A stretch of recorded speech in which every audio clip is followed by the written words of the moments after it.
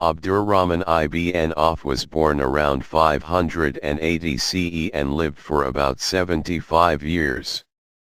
He was born into a family in the Banu Zuhra clan, part of the tribe of Quraysh.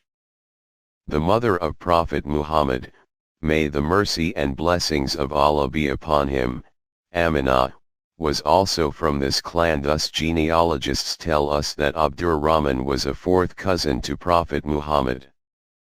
When Abdur Rehman died, he left an inheritance of what would today amount to over 6 million British pounds, and he is often remembered because of this great wealth. However, although he was a hugely successful businessman, he did not let his wealth control him. Abdur Rehman was motivated by his love of God, his messenger Prophet Muhammad, and the religion of Islam, and thus he used his wealth wisely, assuring that it would benefit Islam and that God would be pleased with his efforts. Abdur Rehman was one of the close companions of Prophet Muhammad, and his life story is certainly one worth studying and emulating. He was one of the first 8 people to accept Islam. He was one of the first 5 people to embrace Islam at the urging of Abu Bakr, only 2 days after Abu Bakr himself accepted Islam. Abdur Rehman is one of the 10 men given the glad tidings of paradise from Prophet Muhammad himself too, and his remarkable character continued to inspire those around him even after Prophet Muhammad's death.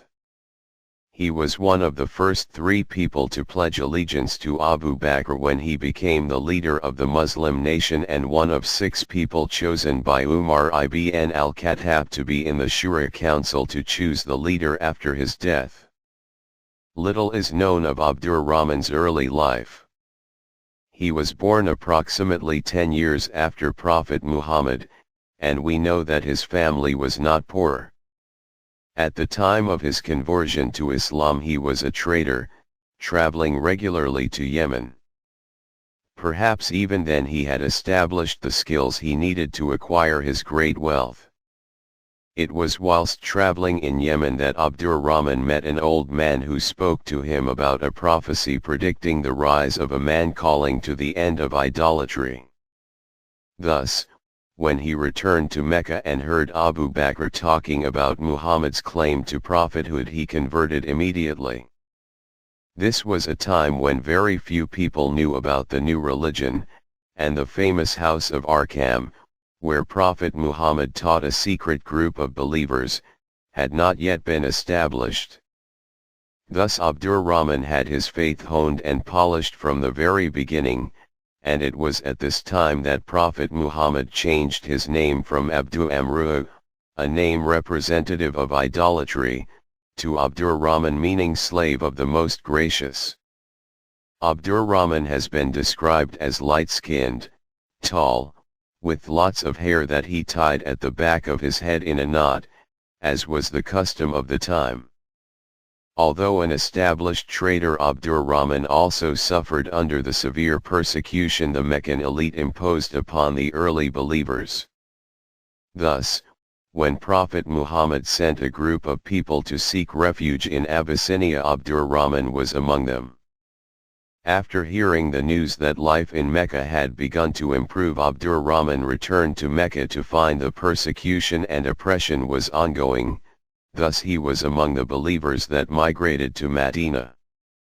Most had to stealthily and quickly leave Mecca, and Abdur Rehman, like many others, left with only the clothes on his back and what he could carry easily.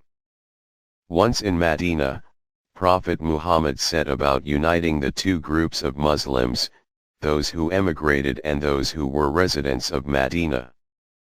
He paired them up, a man from Mecca with a man from Medina, and they became as close as blood brothers. They shared everything, and since those in Medina had more of everything, they became known as the helpers. Abdur Rehman was paired with Sa'd ibn Rabi. Sa'd was a very wealthy man and even offered Abdur Rehman half his business empire that included successful orchards. Abdur Rehman thanked him and supplicated for him profusely but did not accept. Instead he asked to be directed to the marketplace 3. Within a very short space of time Abdur Rehman had established himself as a successful business entrepreneur and is known to have said that if he picked up a rock it would not have surprised him to find gold or silver. Abdur Rehman was soon an extraordinarily wealthy man. However, he did not let the wealth corrupt him. Due to his closeness to Prophet Muhammad, Abdur Rehman's understanding of Islam was very profound. He was generous to a fault and knew that by giving away his wealth he was pleasing God and multiplying his riches. By following the traditions of Prophet Muhammad, he helped people secretly and openly. He knew his entrepreneurial skills were gifts from God and it made him happy to be able to share his wealth.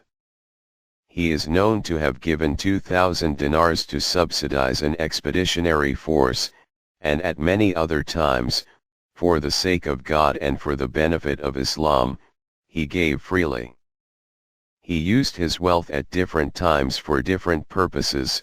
Examples of his generosity include donating 400 ounces of gold, 500 camels, and 500 horses. He also freed groups of slaves and donated 400 dinars each to the survivors of the Battle of Badr. Abdur Rehman did not neglect his other duties because of his businesses. He participated in all the battles and skirmishes and was one of the men severely wounded at Uhud, after which he forever walked with a limp, for the last battle that Prophet Muhammad took part in was at Tabuk, and it was there that Abdur Rehman was given an honor never before bestowed upon anyone else. It was the time for prayer and Prophet Muhammad was not there, so the believers chose Abdur Rehman to lead them. During the prayer Prophet Muhammad arrived and took a position behind Abdur Rehman. After Prophet Muhammad died, Abdur Rehman continued to amass wealth and took it upon himself to look after the mothers of the believers, the widows of Prophet Muhammad. He provided for their living expenses, financed their pilgrimages to Mecca and left an orchard worth 400,000 dinars to be distributed amongst them 5 at the end of his life. Even though he had been given the good news of paradise, Abdur Rehman wept, worried that he had been given his reward in this life rather than in the next.